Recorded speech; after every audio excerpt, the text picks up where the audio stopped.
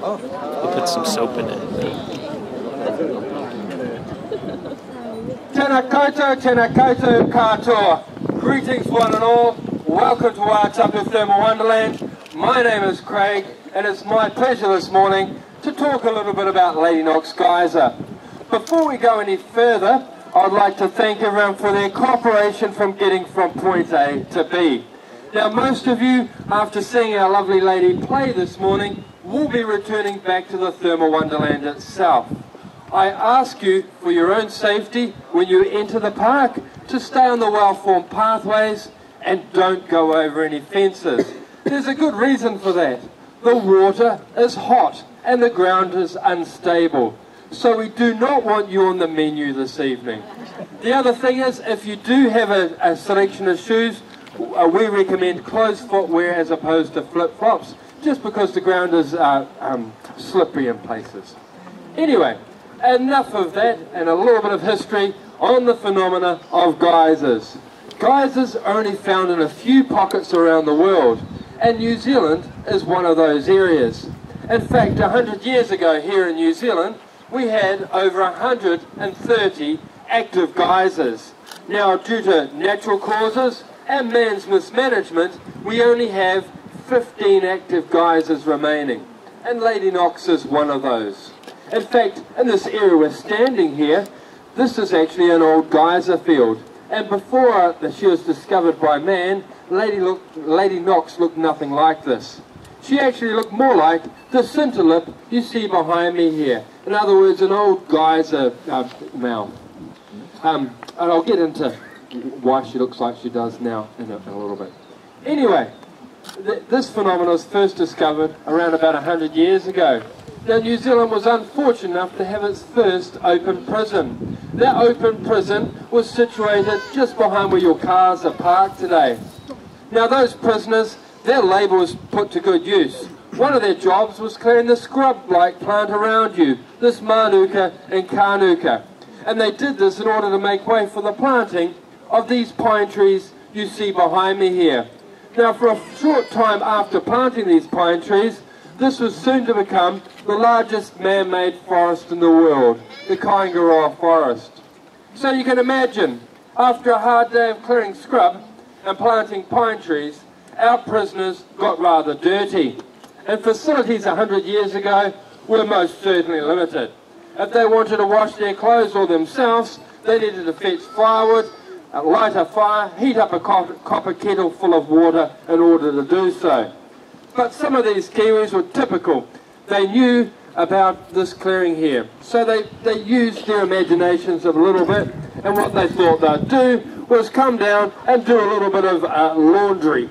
So they stripped off their clothes and started to wash their clothes in the mouth of the geyser, adding a little bit of carbolic soap to clean them. The next thing that happened was they got a heck of a fright. Their clothes went skyward, they ran through the bushes. Over time, we've pretty much discovered what the prisoners did, and I'm going to recreate that event for you right now.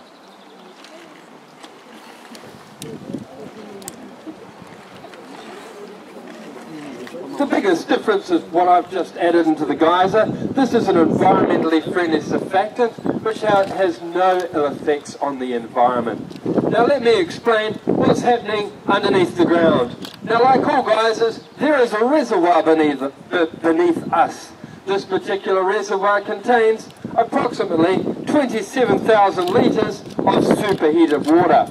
Now we need to use our imaginations. This reservoir, due to natural causes, has divided itself into two chambers. So the deepest seated chamber has water well in excess of 150 degrees Celsius. What stops that water from going into a constant eruption is the chamber of water directly beneath my feet, the upper chamber. Well, that water does not exceed boiling point, so that cooler, more denser water is acting like a lid or a blanket, allowing our superheated water underneath to circulate underneath. Now, by me dropping the surfactant into the mouth of the geyser, that surfactant is dispersing itself along our upper chamber. And what it is doing to that water is quite literally softening it, or breaking surface tension. which then allows our superheated water underneath to expand and mix with that cooler water on top. As two extreme temperatures of water converge together, that water flashes into steam. And that flash of steam is what gives us a hydrothermal eruption, or a geyser erupting. Now some of you in the audience are probably thinking to yourselves at this very point in time, hey, that's no geyser. And you're absolutely correct. I'm the geezer here. This is a geyser. Now if I wasn't to touch this geyser in any shape or form, she would still naturally do her own thing. Lady Knox's natural cycle is between 24 hours and 72 hours, so it could naturally erupt anywhere in that 3-day period. But for the last 80 years, we've intervened on a 24-hour cycle to make her more regular for you. Now, as I said at the beginning of my talk, when this phenomenon was first discovered, she looked nothing like this. About 80 years ago, our prisoners wanted to have a little bit of fun. So what they decided they'd do is place a whole lot of rocks around the mouth of the geyser. In other words, restrict the throat of the geyser to get more height out of her. So instead of playing at heights of just 5 meters, she's now more than capable with the right weather conditions to play anything up to 21 meters high. Now over the last 80 years these rocks have been placed here. You can see they've been covered in a mineral. That mineral is found in the reservoir beneath us. It's the most common mineral on the planet, silica.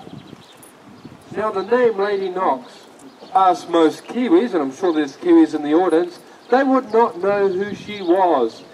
Who we do know is her father. Her father was Lord Ranfurly, New Zealand's 15th Governor-General. And he was given the pleasure of doing an official opening of the Kaingaroa Forest in the Wai-O-Tapu Open Prison. He was accompanied by his daughter, who was given the pleasure of christening the geyser. She named it after her brother Lord Northland, but Lady Knox has stuck ever since.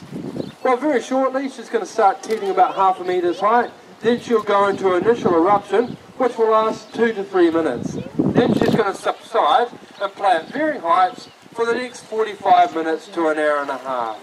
So I'm going to move out of the way, get your cameras cracking, there'll be plenty of opportunities for photos. Thank you very much, have a wonderful day here at Wai-O-Tapu Geothermal Wonderland.